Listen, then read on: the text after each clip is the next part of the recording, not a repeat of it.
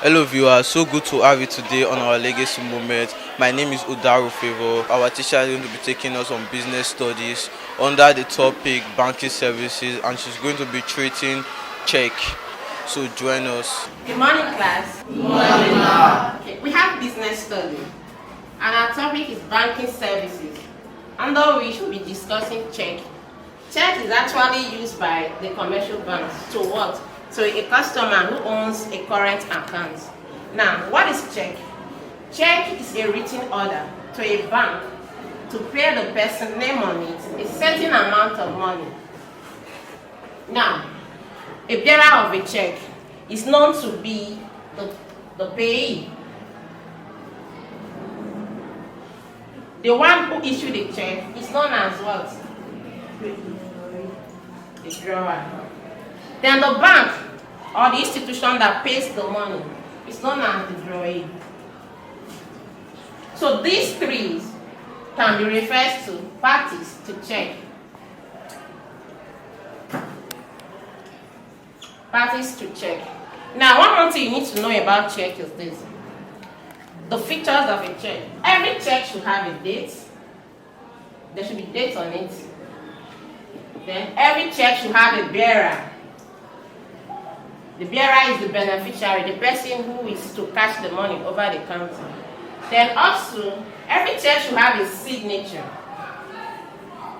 And this signature has to be the signature of what? Of the drawer. Then also, a check should have an amount written on it. An amount. Don't forget, when writing your amount in a check, you need to write the words and a figure, so that there will be what corresponding from what you have written in figure and what you've written in words. Now, that's about check. Then let's move further. We have basically two types of check under broad classification, which includes open check.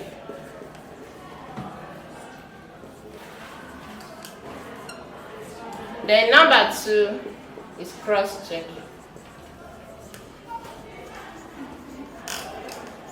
So let's look at them one after the other. An open check. An open check is a type of check that is payable to whoever presents it. And it can be cashed over the counter. What do I mean by cashing over the counter? If you present it to the bank, you can what? You can cash the money. If the bank officials have done their verification, the dates are okay, the signature of the drawer is intact, and every other thing about it, once it is satisfied, you can cash an open check over the counter. But for a cross check cannot be paid over the counter, but rather it can be paid into an account. For example, if I'm giving you a check to go to the bank to cash the money, if I give you a cross check, it means that you cannot cash the money over the counter, but rather the bank officials can transfer the money, the amount written on it, into your own personal account. Now, a cross check has a distinctive features, something like a two transverse line across it, and that's what shows that a check is what is crossed. Now, a drawer can actually open this line to make it what an open check. What will the drawer do? You have to sign the signature duly across what the two transverse line, and once that is done, the bearer of that check can what cannot cash the money over the counter like an open check. Now, let's take a look at the diagram of how to differentiate between a cross check and an open check. Now, we have something like this.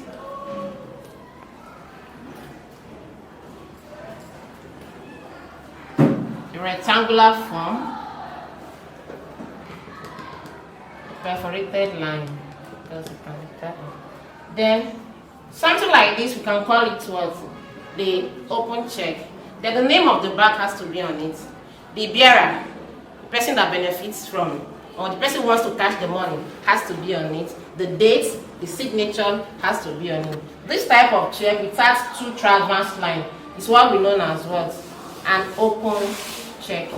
Do we get that? Yes. So let's take a step further. Looking at cross check now. Something like this, still rectangular form. And we have a perforated line here. Then we have two transverse lines. So whenever we see a transverse line on the face of a check, we know that what? That is a cross check, and it signifies that such type of check can only be paid into an account and not cash over what? Over the counter. Now look at this diagram we have on the board. There is a perforated line here. This is the leaflet, the leaf. The check leaflet. This part of check, when this leaflet is removed, the part that remains is one known as stub. Check stub. Check stub.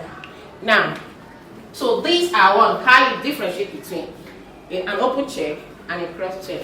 Then don't forget the parties to a check and what are the features of a check, the date, the amount, the bearer, and the signature of the drawer has to be there. Now let's take a step further. Sometimes a check will be presented and it will not be honored. You'll be wondering why. Why is the check not what? Not honored?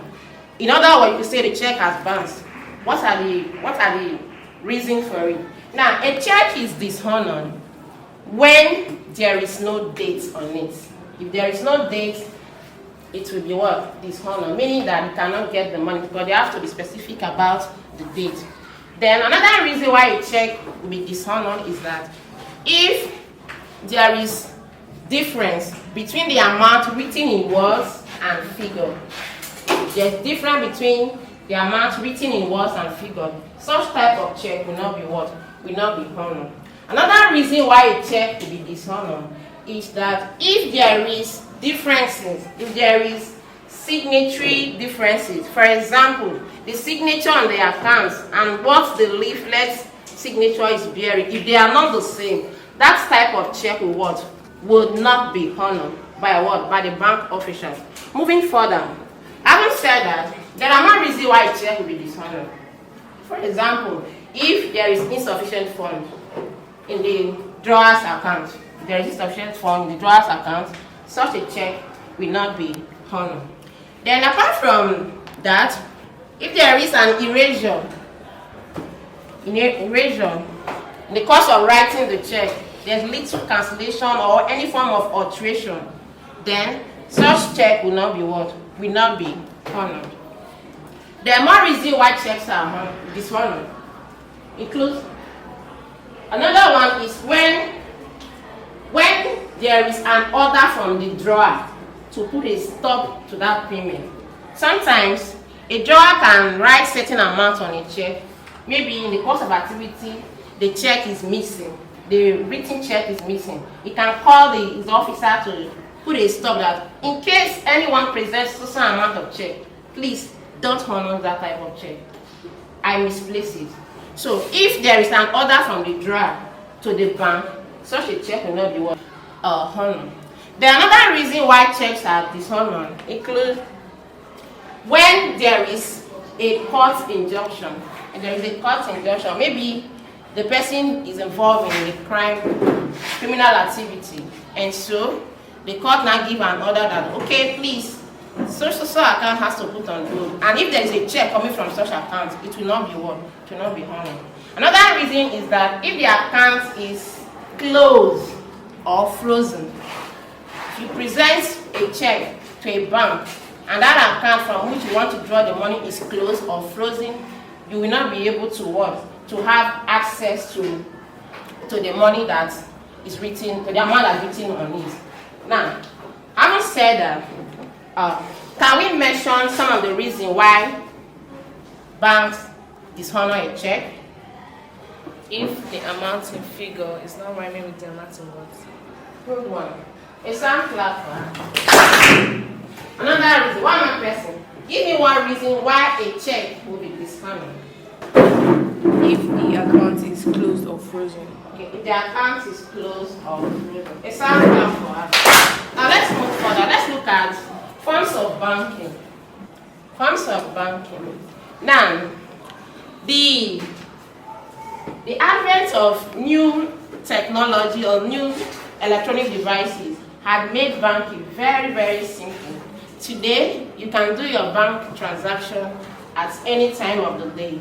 You don't have to wait till you go and queue up in the morning before you can have access to your money. So the use of electronic means of banking has made banking easy. And one of the forms of banking now is what? E-banking. E-banking. E-banking is a form of electronic transaction through which an account holder can have an access to his or her account without physically going to the bank. For example, I have a gadget or a laptop or an Android phone or a smartphone.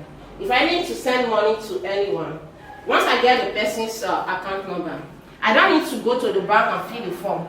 With the use of my phone being configured, I can do the transfer anytime, any day, using what? My phone. If I'm doing that, I'm practicing what? E-banking, without going to the bank phone. Then apart from e-banking, now e-banking, as you know it, is now categorized into different what? Different types. Under e-banking, you will have what we call electronic fund transfer.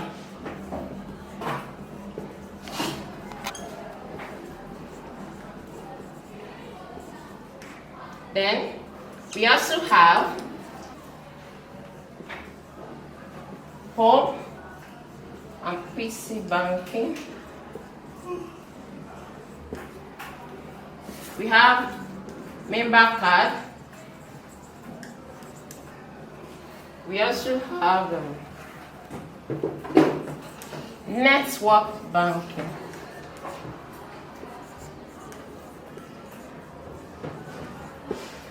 Okay, so let's take this one after the other. Talking about electronic funds. Now, electronic fund is a process of what? Doing a transfer to somebody.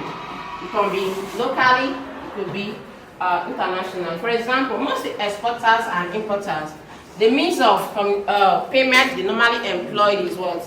Electronic funds transfer. Now, when goods are imported, as an importer, you need to pay. And most times, you are not there physically to pay the person in cash. So you might want to devise the safest means of sending the money across to the person. And one of the means commonly used in paying safely such debt or making such payments is what? Is the electronic transfer. How is it done? You will get the account of the person that you are able to buy something from, that is the importer. Get the account, then the amount is stated. Then you who is the importer of the goods, you will instruct your bank and say, okay, I need to pay certain amount of money to this exporter who has delivered goods to me. And the safest means to do that is what? Is producer. So what do we do? Once you instruct the bank, okay, remove so amount of money and forward it to my customer's account. That can be done with ease, without much stress. And so you've been able to carry out successfully electronic funds transfer. You do it locally as well, and also internationally. Then moving from home or PC. PC stands for what? Personal computer. Now, some people have configured their laptop in a way that they can what? They can access their bank accounts any time of the day at their comfort. So the use of laptop to access your account, to go online to the website of the bank, then click on the option that suits you as a consumer, the one you desire to do. Then you find, then you carry out what you want to do, whether you are doing a transfer, if you want to check your statement of account, if you want to check the balance that is remaining in your account, you can do that via what? Via the home/PC banking. That's the end of our class today. We'll continue from there next time. Thank you.